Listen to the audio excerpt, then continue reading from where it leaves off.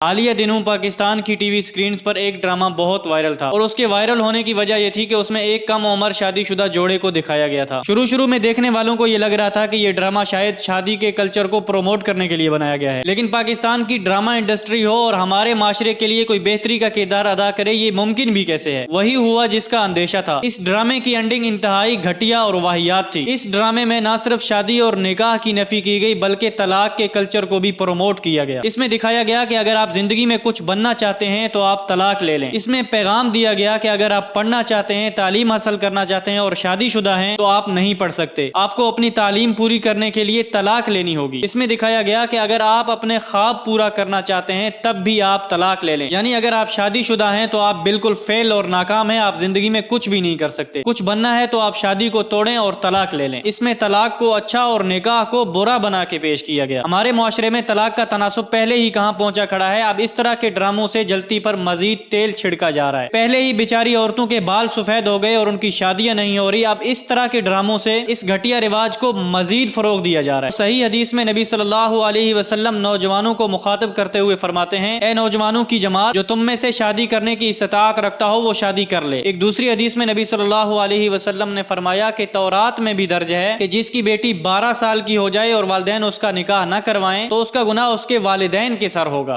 مشکات شریف کی ایک اور حدیث میں نبی صلی اللہ علیہ وسلم نے فرمایا کہ جس کی اولاد بالغ ہو جائے اور وہ اس کا نکاح نہ کروائے، پھر اگر وہ کسی گناہ میں مبتلا ہو جائیں تو اس جرم میں اس کا باپ بھی برابر کا شریک ہوگا۔ اب آپ خود اندازہ لگائیں کہ اس بارے میں اسلامی تعلیمات کیا ہیں اور ان گھٹیا ڈراموں میں ہمیں کیا دکھایا جا رہا ہے۔ آپ اندازہ کریں کہ اس معاشرے کو کیسے تباہ کیا جا رہا ہے، اور افسوس تو اس بات کا ہے کہ معاشرے کی اس تباہی کی پشت پناہی اسلامی جمہوریہ پاکستان خود کر رہا ہے۔ سینما گھر ٹیکس فری ہیں جبکہ مساجد پر اضافی ٹیکس لاگو کیے گئے ہیں، یعنی مساجد سے ٹیکس لے کر سینما گھروں کو آباد کیا جا رہا ہے، اور پھر ہم شکایت کرتے ہیں کہ پاکستان میں اتنی بدحالی کیوں ہے۔ جب ہم نے اللہ سے کھلم کھلا دشمنی مول لے لی ہے تو پھر ہم ترقی کیسے کر سکتے ہیں؟ ہمارا مطالبہ ہے کہ اس ڈرامہ انڈسٹری کو بند کیا جائے۔ انہوں نے معاشرے کی تباہی کے علاوہ کوئی کارنامہ سر انجام نہیں دیا۔ یہ ڈرامہ انڈسٹری ہمارے اخلاقی کردار، اسلامی تعلیمات اور ہماری قومی روایات کو ختم کرنے پر تلی ہے۔ یہ ڈرامہ انڈسٹری، یہ سینما گھر پاکستان کو مزید تباہی کی طرف دھکیل رہے ہیں، اور پیمرا کو بھی چاہیے کہ ایسے بیہودہ ڈراموں پر سخت نوٹس لیں۔